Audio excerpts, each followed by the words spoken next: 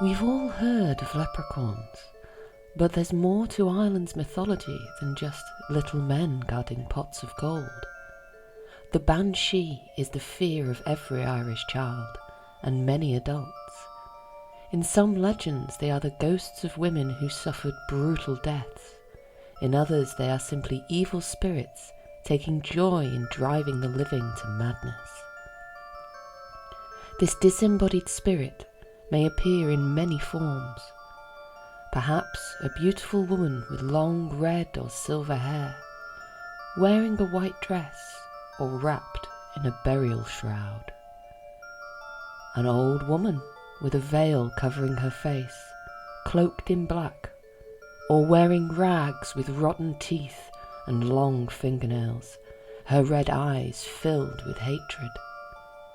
Most terrifying, she may appear as a headless woman, naked to the waist, soaked in gore and carrying a bowl of blood. Whatever the Banshee's form, looking into her eyes will cause immediate death, and her scream is believed to be a dark omen. The eerie keening call is a warning that there will be an imminent death in the family.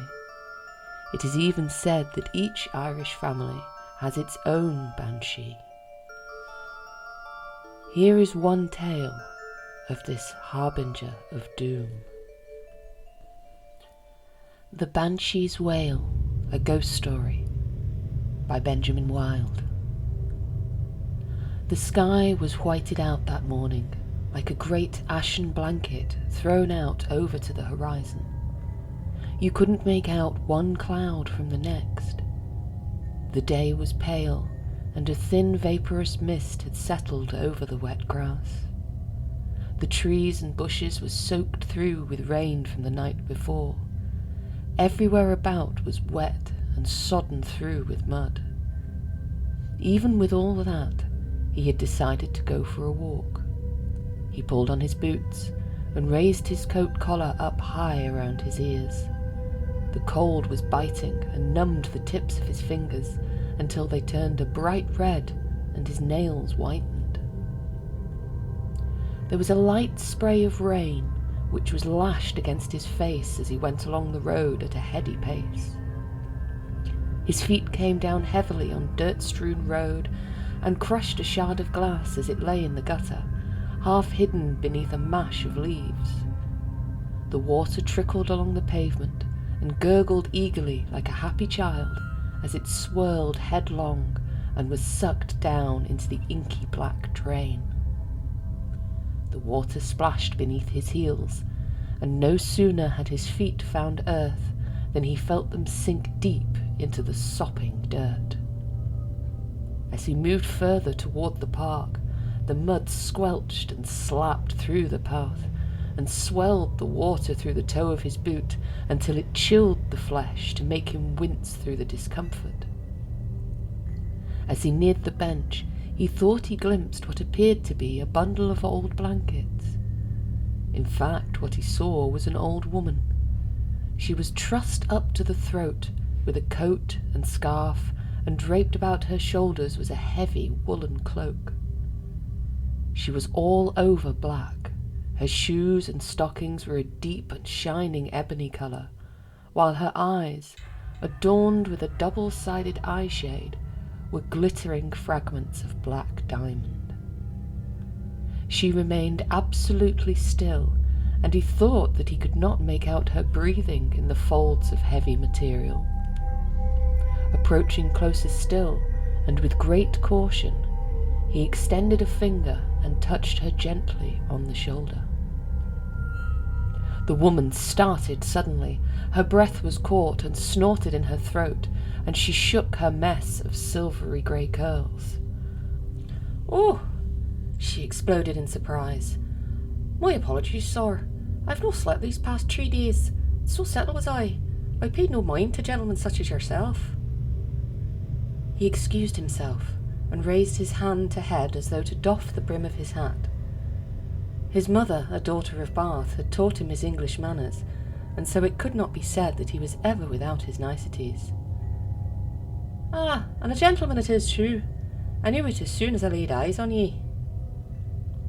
He was a little embarrassed to hear this, but as he still endeavoured to be kind to the old cove, he smiled nonetheless. The old woman leered up at him, revealing 2 rows of gums blackened to match her cloak. There was an absence of teeth in those gums, and what few tushes could be seen were yellowed with her age and, he thought, every touch of the creature. A thin strand of spittle hung from her lips, and she, with her darkened eyeshade, resembled some terrible creature eloped from legend. Despite his unease, he felt compelled to manufacture further conversation. "Are you not troubled by the rain, my good woman?" "No, sir, I mun take me constitutional, even as the days grow so bleak. Besides, why do you speak of rain?" His brow furrowed, and with a wave of his hand he indicated the thin and miserable shower of rain that cascaded down about their heads and shoulders. "Ah, ha, ha! Oh, sir, what a thing! What a thing to think! 'Tis not what ye would call rain, but 'tis the tears of our Lord in heaven as he weeps for the sorry state of this world." Had he not an inkling before, now he was quite certain that the woman was mad. He proffered only the slightest of nods and a short, gracious bow. Begging her pardon, he turned quickly on his heels and walked away. The woman behind him uttered a low cackle, and it seemed as though her toothless guffaws followed him, hanging on the still air and echoing just behind his ears. The trees were thick of trunk, and their bark was as coarse as serpent scale. The branches were all bare of leaves, and their stalks intermingled from end to end, twisting and coiling about one another, creating a false canopy of splintered shadows. Black patches were cast hither and thither, swelling in the notches of trees and furrows of beasts. The ground was uneven. The heavy roots of those trees ran deep beneath the ground, and they distorted the earth above, creating their drops and starts that so deceived pedestrians.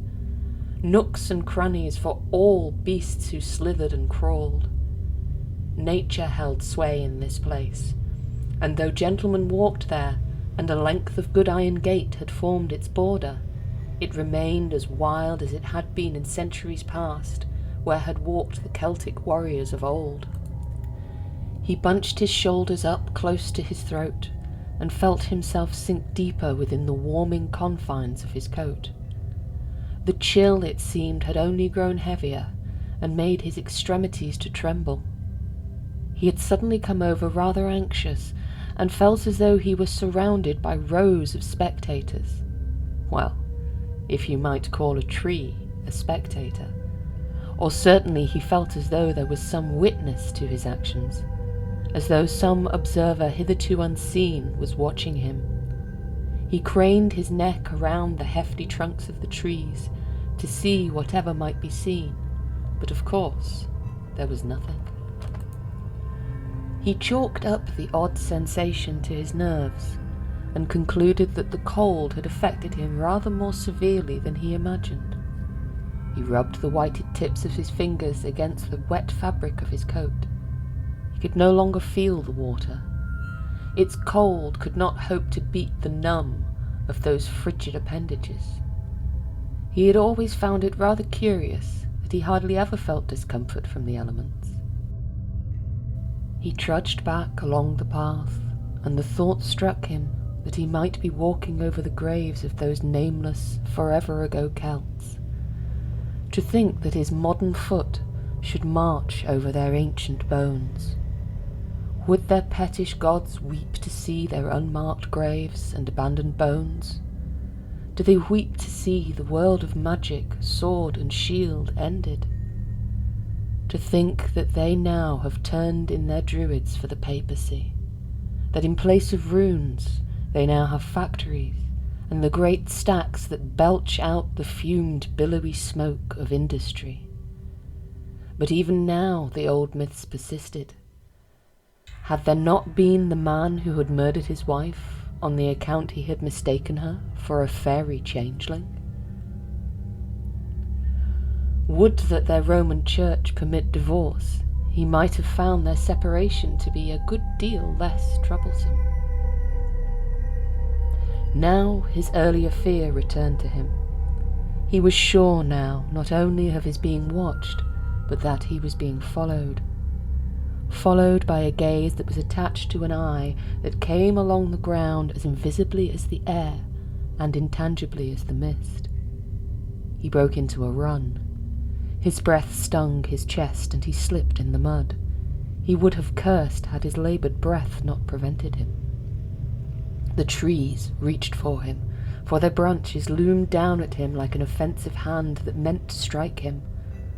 All the while those invisible eyes followed him, and no matter how quick his pace, always seemed to come nearer and nearer. It was as though he were suspended in time, and the thing, whatever it was, retained its motion and used it against him. When at last he returned home, he barred the door and drew the curtains, shuttering himself into his rooms. He settled into his easy chair and folded a blanket across his knees. It did little to warm him. The chill had settled through his skin and into his bones. Every follicle along his arm stood erect like burning arrowheads. He could feel them even through the heavy cloth of his jacket sleeve. It was in that moment that the face of the old woman returned to him, for he had a sudden and quite strange premonition. There was, he perceived, an extraordinary sense of anticipation, as though he were awaiting some visitor, as though he expected that there would soon be a knock upon the door. But there was to be no visitor, for he led an altogether solitary existence, and had few friends as would call on him. The memory of the old witch persisted in his mind, for now that he had had an opportunity to reflect on it further, her strange manner and curious attire, much the same as one dressed for a funeral, he now believed that she may have been one of those women much celebrated for keening at gravesides. It was such a curious thing to imagine, those mad old fools who stuck to their ancient habits and wailed for disconsolate corpses. He himself was much worn with the day's fears. The dim room grew darker as his eyes grew heavier.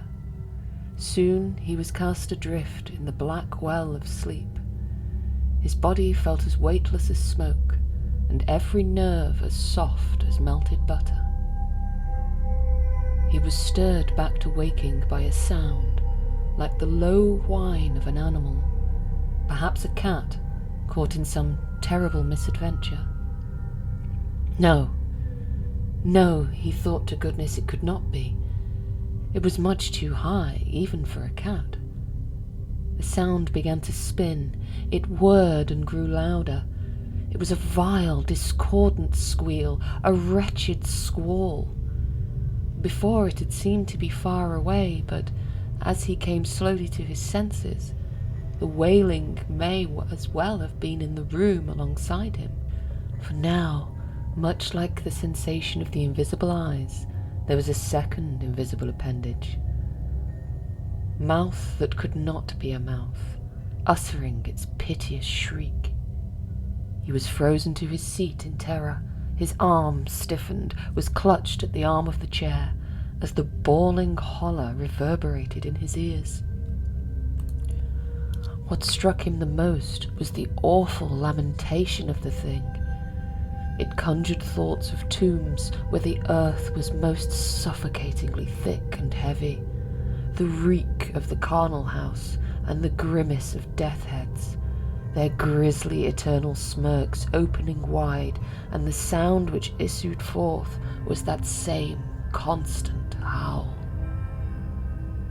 He remembered his stories from the nursery, the tale of the Banshee, that mournful maiden whose cries were an omen of imminent demise. He dismissed such thoughts. All that talk of banshees, ghosts, and goblins was nonsense. He could not believe it. He would not believe it. No, it must surely be some animal. After all, could not a girl make such a cry as one would swear came from a child? This would be no different. The seconds passed almost like hours. He waited to gather every wit and every nerve to move, to cross the short distance between the chair and the door. He would leave this place tonight. He would go, perhaps to a boarding house, somewhere with people and cheerful, bright lights. It was but the work of a moment to pull himself from the cushion, and he fled to the door. His footfalls thumped dully on the worn carpet. No myth would claim his life. No ancient terror torn from its Fenian mooring would kill him. He would not have it. The frightful screech rose in frequency until the frame of the door began to shake as though it were in the grip of an earthquake. But the room remained still. The sound was in his head, echoing in the corridors of his mind as his vision became blinkered with it. So vertiginous was he, so rumbled, that his knees began to buckle beneath him. The world around him, he now perceived, had been thrown into the cylinders of a kaleidoscope. The oak panels in the walls shone like the prisms of a diamond. The darkness was glittering before him as though the pits of hell were yawning wide open below his very feet.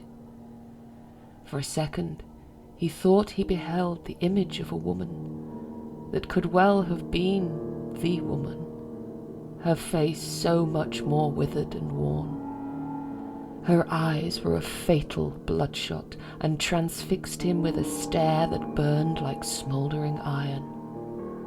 Her garments hung about her in torn and ragged strips, stained with earth and running with the burning tears that poured from those piercing, desolate sockets. Then that glowing realm of hellish dark fell away. His body collapsed and tumbled downwards into the gaping black beneath. And still that scream, still the urgent cry of unheeded death. His life slipped from him, swallowed up in the Banshee's mournful wail. They discovered him the next day at the bottom of the stairs, his body broken, his head split apart. They buried him in a nameless grave, his final ceremony conducted in the midst of a sluggish downpour, attended by only an old woman in blackened vestments. She did not thank the priest, but only offered her view that the Lord wept still as she kneeled to keen by the fresh plot.